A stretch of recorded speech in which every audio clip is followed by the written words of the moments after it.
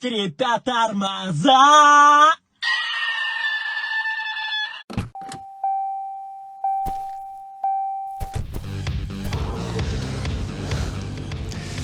Машина не то что говорит ему о проблеме, она орет.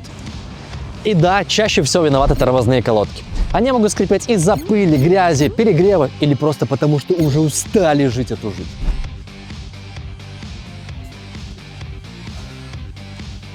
Вот они, тормозные колодки. Сейчас будет немного странно.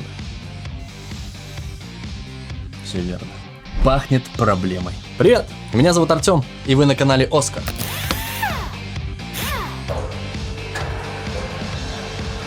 Если у вас скрипят тормоза, многие сразу думают, ну все, колодки на вынос. Одна из основных причин скрипа тормозов – перегрев тормозных колодок. Что это означает?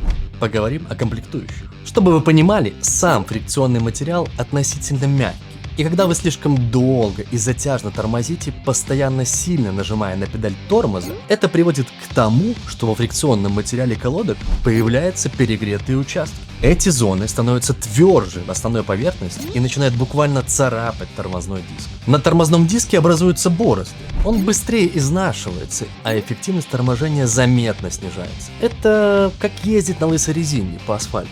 Вроде едет, но ты буквально сам себе все стираешь и убиваешь быстрее, чем надо. А вот что именно способствует перегреву тормозных колодок, сейчас расскажу. Отсутствие противоскрипных пластин – это не мелочь, которую можно пропустить, а полноценное нарушение конструкции тормозного узла. Противоскрипная пластина выполняет конкретную инженерную задачу. Частично принимает на себя тепловую нагрузку и способствует ее рассеиванию, одновременно снижая вибрации и шум. Это штатный элемент, предусмотренный конструкторами автомобиля, а не опциональный бонус. Игнорирование ее установки – это примерно как собрать механизм на глаз. Вроде все крутится, но работает уже не так, как было задумано. На практике бывает, что их просто не ставят, экономят время или и так сойдет. Но в тормозной системе такой подход обычно заканчивается лишними звуками, ускоренным износом и вопросами, которые потом обходятся дороже. Второй фактор.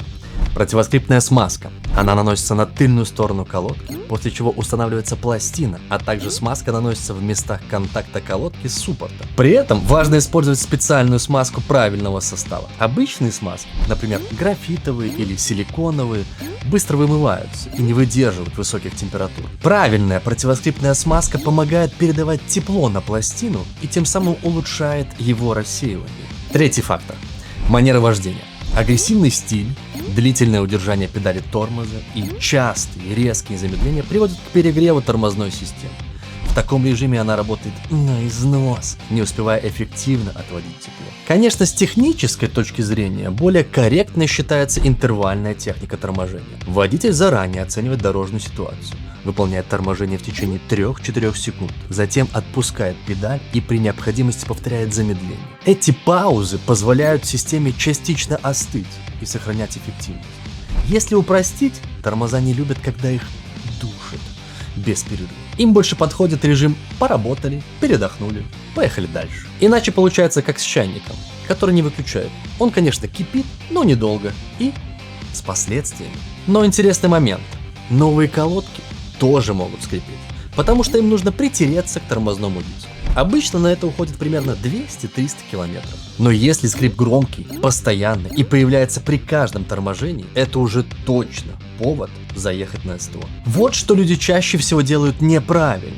Ждут, что скрип пройдет сам, игнорируют звук и ездят до тех пор, пока не начнется металл по металлу. А в этот момент уже страдает тормозной диск, и ремонт становится еще дороже. Запомните простое правило. Если тормоза начали разговаривать, лучше их выслушать пораньше. А если не хотите нюхать колодки сами, приезжайте на СТО. Хотите понимать свой автомобиль? Подписывайтесь на канал Оскар.